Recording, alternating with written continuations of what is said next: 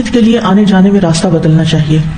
جابر بن عبداللہ بیان کرتے ہیں کہ عید کے روز نبی صلی اللہ علیہ وسلم راستہ تبدیل کیا کرتے تھے.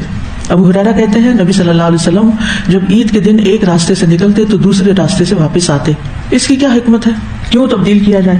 اس کی ایک وجہ تو یہ ہے کہ قیامت کے دن زمین اپنے اوپر ہونے والے خیر اور شر کے عمل کی گواہی دے گی کہ ہم اللہ کے لیے نکلے تھے، اللہ کی بڑائی بلند کرنے کے لیے، اللہ کا شکر ادا کرنے کے لیے، نبی صلی اللہ علیہ وسلم کی سنت پر عمل کرنے کے لیے.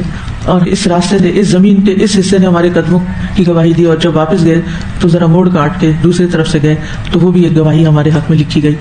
اور ایک اور قول یہ بھی ہے کہ اللہ کا ذکر ظاہر کرنے کے لیے، کیونکہ پہلے زمانے میں لوگ گاڑیاں اور کاریں تو استعمال نہیں کرتے تھے، اگر کوئی اونٹ اور گدھے پہ بھی ہوتا تو وہ بھی اوپن ہوتا تھا. تو گزرتے ہوئے لوگ جب راستے میں اللہ کی بڑائی بیان کرتے اور غول کے غول نکل کے گلیوں بازاروں میں جا رہے ہوتے تو اس سے جو نان مسلم ہیں وہ بھی دیکھتے ہیں مسلمانوں کی اجتماعیت کو اور اللہ کا ذکر بلند کرنے کو، تو یہ چیز دلوں کے اندر ایک خاص رعب اور ہیبت بھی پیدا کرتی ہے.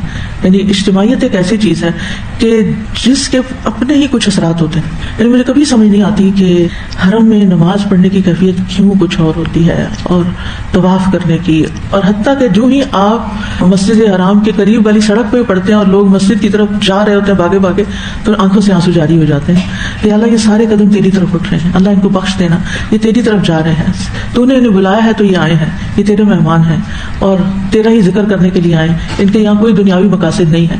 تو اس سے آپ دیکھیے کہ صرف لوگوں کو دیکھ کے آپ کے دل کی کیفیت بدلتی ہے. تو اس لیے اجتماعی عبادات میں حاضر ہونے میں اگرچہ مشکل ہو لیکن کوشش ضرور کریں.